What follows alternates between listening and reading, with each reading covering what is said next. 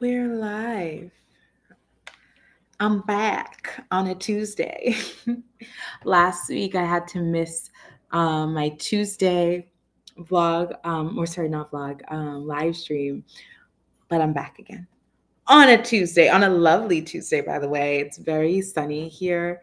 Unfortunately, the way my desk is set up in this location, it doesn't take the sun very well. Like, I'm not really catching the sun from this angle, but my other locations, I do get really good sun. So if you're catching with a gray background, here I am explaining the weather. Anyway, today we have a really fun topic that I have some notes that I prepared here to talk about with you all because it's that important to me. This one hits close to home for me because I have been here myself. I spent a lot of time here. I am still in the works of getting myself out of here and stepping into my true identity, my new identity, who I am and who I'm meant to be. But I still wanted to talk to those who are still maybe in the beginning phases of that, and they're not quite where they want to be. They know that there's something else out there for them, and they're just trying to step into that, but they need a bit of a push, because I myself needed the push. I needed to hear this from other people. So today's topic, I'm just going to adjust myself because I just want to get comfy. This is going to be a talk. Today's topic is nice girl syndrome and style. It's just really key that we talk about these things. Now, you might be saying nice girl syndrome and style, like, what are we talking about? Why are we not talking about clothes today? What's going on? I personally work as a personal stylist, as an image consultant, as an image coach. I believe that if you want to invest your money and having your wardrobe changed, I can do that. I can point you to like 100 other people who can help you do that. There are thousands of people across the globe who can help you do that, okay? There are YouTube videos. There's Pinterest boards. There's all sorts of things that can help you change your look. But I truly, truly, truly believe that if you change your look, if you just change your personal image, if you just, change your style without doing the inner work of unpacking how you got there, where you are today, and where you want to be, without doing the inner work practices, without unpacking limiting beliefs, without addressing the elephants in the room, without changing the way that you perceive yourself before you allow yourself to be seen by others. If you do the superficial work without the inner work that should come along with it, it is a waste of your money. You will learn what looks good on you. You will learn where to go buy it, but you will never actually feel like you can look good, because the issue isn't the clothes alone and getting dressed alone. The issue is also your internal dialogue, mental chatter, limiting beliefs. So that is why today we are going to unpack nice girl syndrome and how it's affecting your style, honestly and truly, and how it's also affecting your life. So if you're new here, how rude of me. I keep jumping in without introducing myself. My name is Kyla. I am a personal stylist and image consultant for brilliant women who want to have brilliant closets, which will ultimately lead to brilliant lives. Nice girl syndrome has an effect on your ability to, one, see yourself as a brilliant woman, two, allow yourself to create a brilliant closet, and three, actually have a brilliant life. So that's why we're talking about it, and we're talking about it alongside the topic of style today.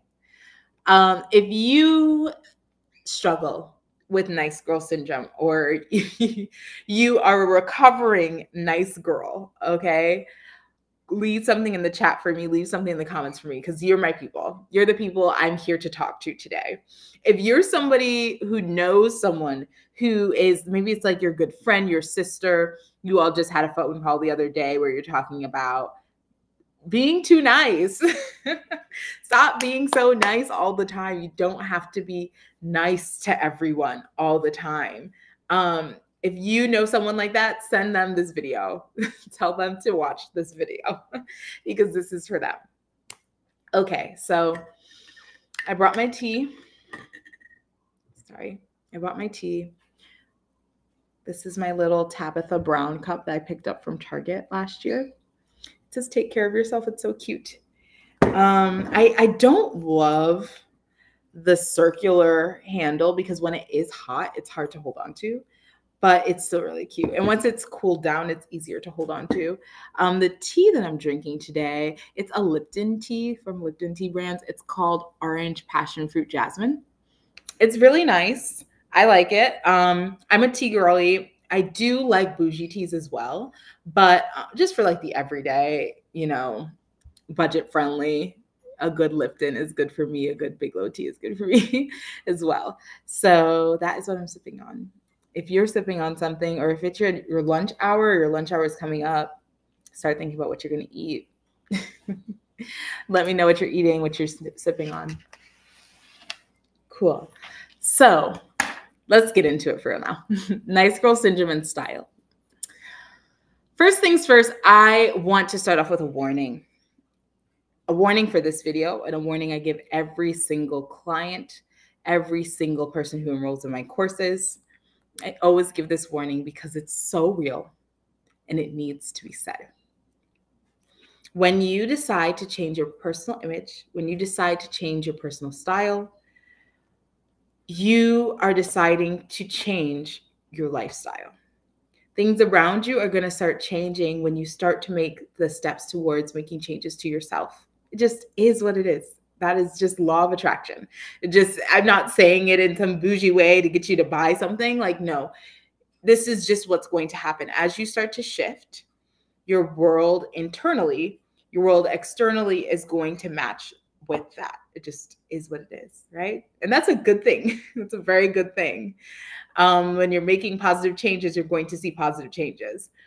But what's going to happen externally when it comes to your interpersonal relationships, those are going to change as well, because you're making shifts and changes to your own self, to your own identity, to the way you perceive you and to the way others perceive you. So with that being said, there are always going to be two responses to that, okay? The first one is, oh my gosh, Kyla, you look so good. Oh my goodness, I love this. You look great, right? First one. The second one is, oh wow, Kyla, you're really dressed up today. Where are you going? You have somewhere to be? This is new. What are you, what's going on? Two responses from people, okay? Neither of them hold weight. Neither of them hold weight. Okay? You have two responses to those two reactions. The first response, thank you. Oh my gosh, Kyla, you look so good. Thank you. You look great too. Kyla, you're really dressed up today. Yes, I am. Two responses. That's it. Because neither of them hold that much weight. The reason you look good today is not to gather a bunch of compliments from a bunch of people. It's not. I mean, it's good. It's very good. It's a great plus to why you go through this whole process in the first place. But it's not for that. It's for you. And the reason that you made this change in your life, and that you changed your style, and that you changed your lifestyle, wasn't to get the approval of everyone. It was for you. Okay? So that is the first thing that you really have to unpack about nice girl syndrome. because nice girl syndrome isn't for you. It's for other people. So you're going to find yourself holding yourself back from all kinds of things in this life when you're worried about other people more than you're worried about your own human experience. Okay? So let's really unpack what is nice girl syndrome. Okay? Nice girl syndrome is often known as people pleasing. A nice girl is agreeable and amicable. She's somebody that is approachable. She's somebody that people just see. She's just there. She's just there. She's just there for people, and she makes them as happy as she possibly can by being as nice as she possibly can 24/7. Okay? The nice girl is oftentimes, when she has like maybe just like a little bit of edge, is the cool girl. The cool girl is the one who, it's cool even when it's not, 24/7, because she wants to be agreeable, approachable, and amicable. Now, the way we are socialized as women, it may seem like there's absolutely nothing wrong with being a nice girl or a cool girl. If anything, that is what we should strive towards, because they are approachable, they're cool, they're nice. Words that we just have these connotations in our head with being very positive. And while there's nothing wrong with having those qualities about you, being able to be nice, being cool, being approachable, those should not be your resounding personality traits, because those things are on a situational basis. You're not allowing yourself to live life on a situational basis. Instead, you're living your life on eggshells, trying to be perceived in a specific way. All right. We're getting into the meat now. Buckle your seatbelt. We're going to go for a little ride. Follow me. Follow me. All right. So what we just talked about is the light and dark side of nice girl syndrome. Okay. There's a light and a dark to everything on this earth. Okay. The light side of nice girl syndrome: she's nice, she's approachable, she's agreeable, she's genuinely seen as like liked enough, she's liked. The dark side is that she can oftentimes be a second thought for others. She can oftentimes even feel invisible, no matter how nice she's being, no matter how much she's giving, which can oftentimes build into resentment. It's not that she is a hateful person or a resentful person or a negative person, but when you are constantly, regardless of the situation, just trying to be perceived in a specific way, it can get in the way of your contentment, because you're not prioritizing you. So why would anybody else? And this is the conundrum that women who identify or struggle with nice girl or cool girl, this is what they oftentimes run into. Okay.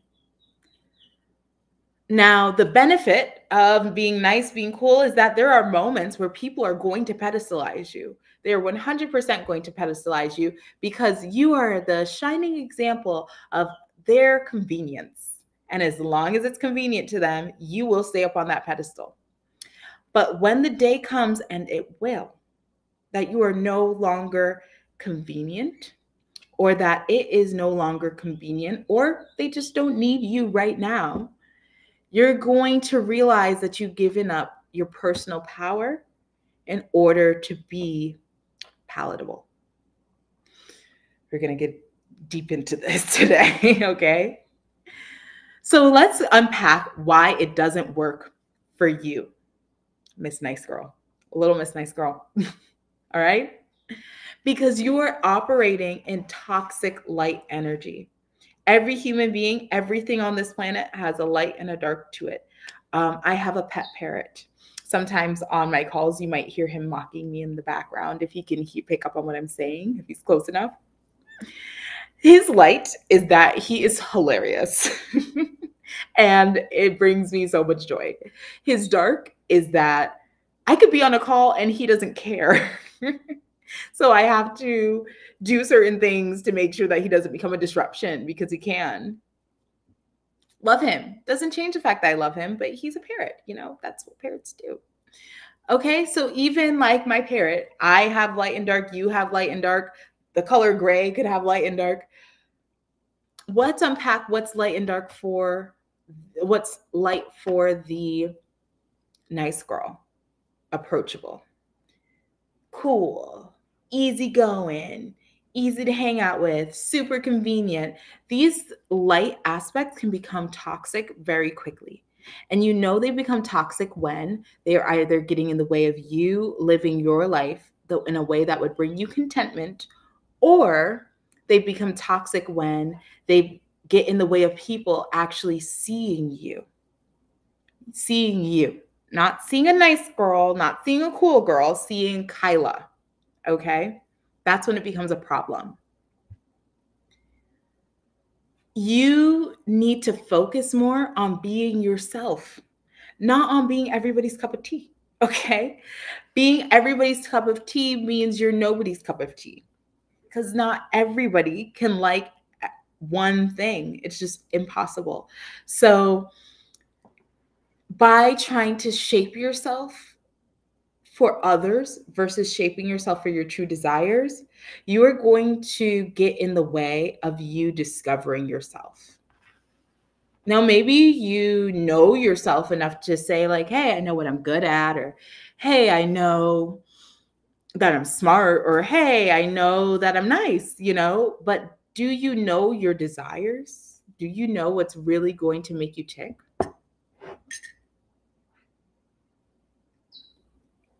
Do you really know you? Do you know what you need? Do you know what you want? Do you know what your preferences are? Do you know what your taste is? Okay. You getting to know you builds your own self-trust, builds your own confidence, builds your own self-respect, builds your own self-concept, builds your own self-perception, builds your own personal image. Okay. You need to be able to respect you, even if that's at the expense of other people liking you. You need to enjoy you and feel contentment with you, even if that's at the expense of others enjoying you and feeling contented by you. Okay? The only thing you need from other people at the end of the day is just baseline respect. You don't need to be the thing that made them happy that day. Okay? It's nice if you do, 100% nice if you do, but it's not your purpose on this earth to make others happy. And here's why.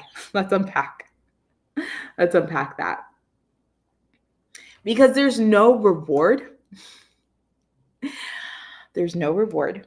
There's no trophy. There's no pot of gold at the end of some rainbow for being palatable. Okay? All you're going to get is empty approval that can very easily be weaponized against you. Oftentimes, nice girls find themselves in situations where they're just like, how did I get here? Maybe you're sitting there listening to someone just trauma dump their day all over you, and you have your own shit going on. They don't even know. They don't even know. Or maybe you're in a situation where you're in a friendship or you're in your career and you're sitting there going, I've been working so damn hard for years and no one seems to notice. No one seems to notice when it's time to be rewarded. It's like I'm just faded into this wall because you're too busy being palatable and being nice and not busy being yourself and keeping yourself up as a priority and having respect for yourself so you can be respected by others. Let's get into why nice girl syndrome doesn't do anything for other people. You might think it does because like I made someone smile, or like, oh, so and so called me nice, or like, we all get along, so you might feel like my nice girl syndrome is really benefiting other people. But here's why it's not. Paper. Here are all the reasons why it's not. One, the dark side of your nice girl syndrome, the shadow side of that lightness of nice girl syndrome, is that it's actually very unappealing for people. They enjoy you because they know that you are convenient, or they know that you'll always be there to be nice. You're reliable in that way. But that doesn't mean you make much of an impression for me. You didn't really make much of an impression on your manager. You're just really nice. You're a pleasure to be around. That doesn't mean that you're a go-getter. It doesn't mean that you stay what you really think. It doesn't mean that you have certain aspects and qualities that people can deeply respect, even if they don't agree. This is why you can't be afraid of people not agreeing with what you have to say, of people not perceiving you as nice. A lot of women, their ultimate fear is someone thinking they're the B word, honestly. And they really fight so hard to not be seen that way. And I can understand, nobody wants to be called something like that. But I think the issue is that a lot of women believe that the opposite of being nice is being mean, but that is not true. The opposite of being nice is being kind. And one thing that I say to people who I can see are struggling with nice girl syndrome, oftentimes I say, I am kind. I'm not nice. I am generally perceived as someone who's not mean. Like, I'm not mean to people. I don't look at ways to be mean to people. I actually pride myself in being kind to others and compassionate to others, but that doesn't mean I'm nice all the time. I put lines in the road. There are boundaries in my life. I choose what's going to make me happy at the end of the day because I only have one life to live. These are the things that I had to do, the mindset shifts I had to make in my own life to step out of nice girl syndrome. I really hope this is speaking to someone today. Let's continue on why it doesn't actually work for other people. It's not your job to make everyone comfortable. It is nobody's job but themselves to make themselves comfortable. Unless you have like a child, that or like, you have somebody that you're in like a romantic relationship with, and you've made the decisions or made the vows to, keep each other comfortable enough, and even there are still boundaries within that. But it is not your job to make random people comfortable or happy. It's not. It is not. And you striving to that and looking for ways to do that before you look at ways to do that for yourself is a problem. You can't make anybody happier than they choose to be. You can't nice someone into happiness. You can be pleasant to people and you can definitely be kind to people, but that's not about changing their day. That's just about you being in your own integrity. Okay? What you think you're doing is anticipating needs, but what you're really doing is just anticipating wants. And you can never anticipate someone's wants. You can never anticipate someone's desires. No one needs you to make them comfortable. You're not anticipating needs. You're trying to get ahead of something that doesn't even exist. Okay.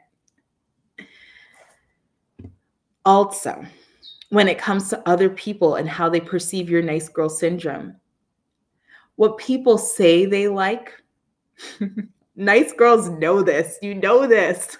What people say they like, what people say they enjoy, and what people actually choose can sometimes not be the same thing. Okay. Someone might say, when you're thinking of like, oh, maybe we're talking about love life.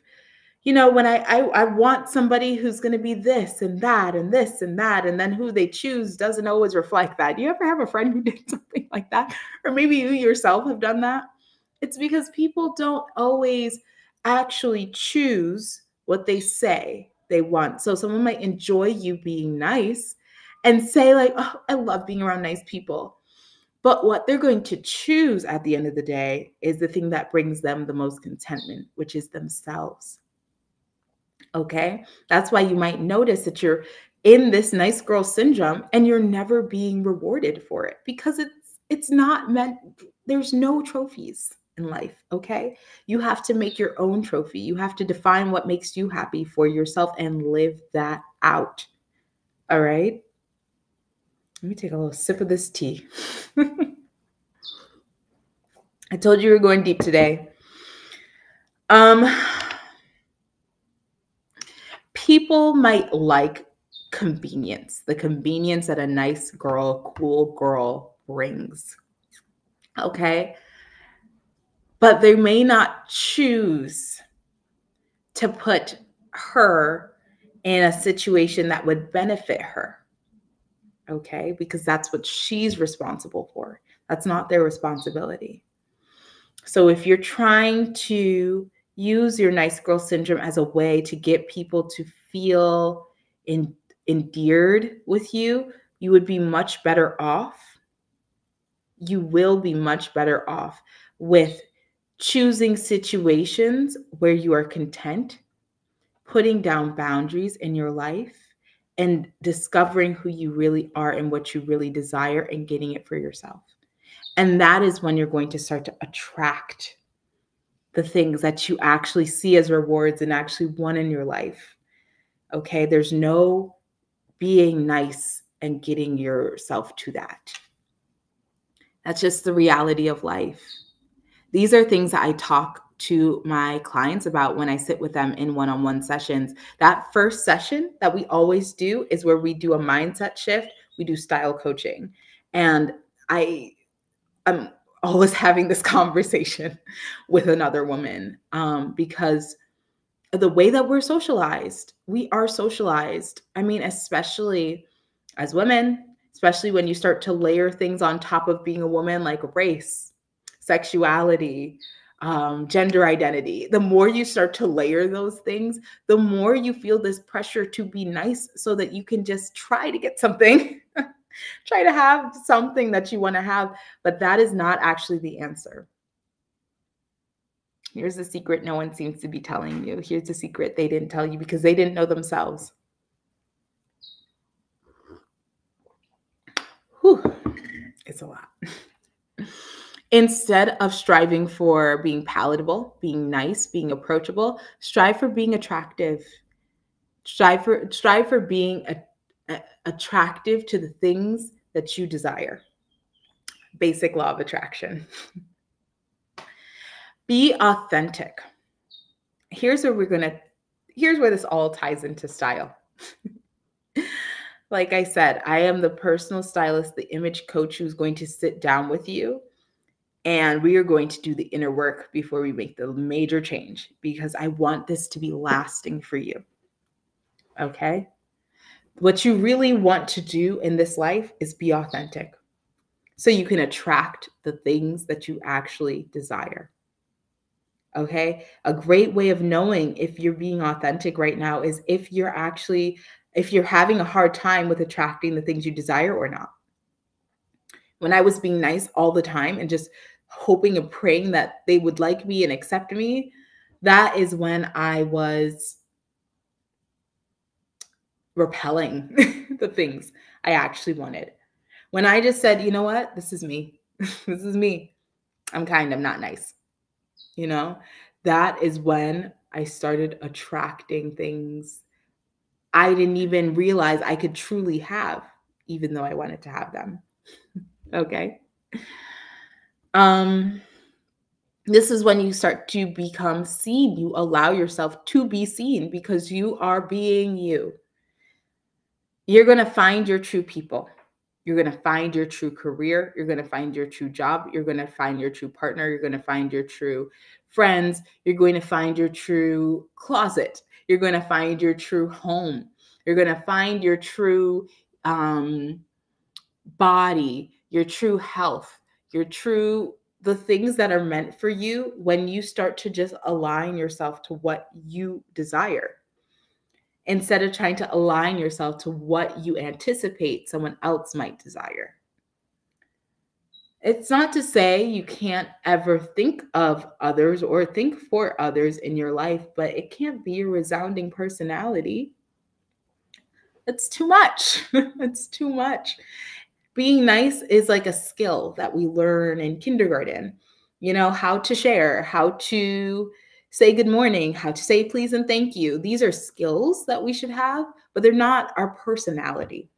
Kind is a major part of a personality, though. Kind is compassion.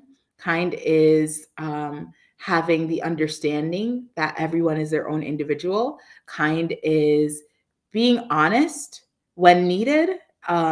Kindness is authenticity. But nice isn't those things.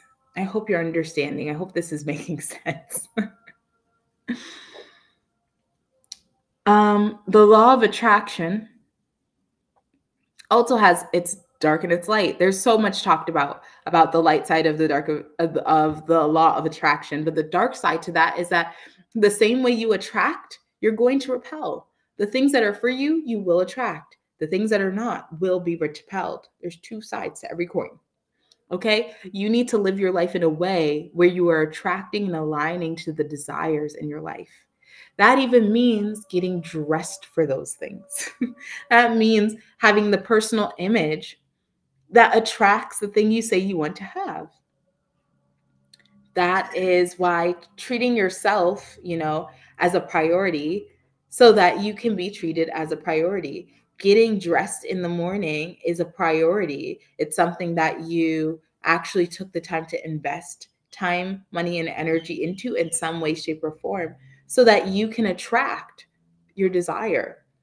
Okay. Whether you're investing in that with the time that you've taken and dedicated to figuring it out yourself, whether you've invested the energy into completing a course about it, or you've invested the money to have someone come in and sit with you and walk you through it.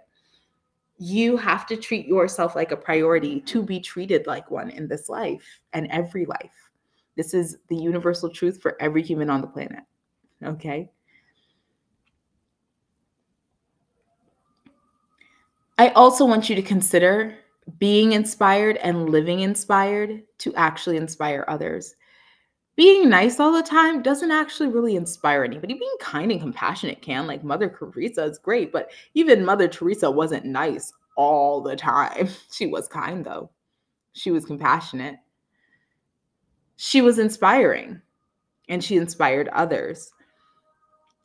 Be authentic and be passionate and be unwavering in the thing that you want in your life to inspire, but don't do inspiration from the place of, I hope they're going to like this. I hope they're going to like me, because that is an inspiring energy. Everything you do, as long as that is the undertone to it, it just can't be inspiring like that. Okay. The other shift to make is stop trying to prove yourself and just be yourself. A lot of the times when we're being nice, we're trying to prove our worthiness, our niceness, our compassionate. We're trying to virtue signal to others instead of just being yourself. So that is everything I had to say today. That's all my notes. Really, at the end of the day, the opposite of nice girl syndrome is just letting yourself be seen in your authenticity. That doesn't mean just being sluggish and being lazy and giving up or being mean or anything like that, because that's also not authentic. That's just angry. That's not a personality. That's just anger or fear or doubt or being hypercritical. Just let yourself be seen. Be seen going after your desire. Okay? Don't be afraid of being seen. Do be afraid of trying to be so nice all the time that you never get to be seen for yourself. Okay?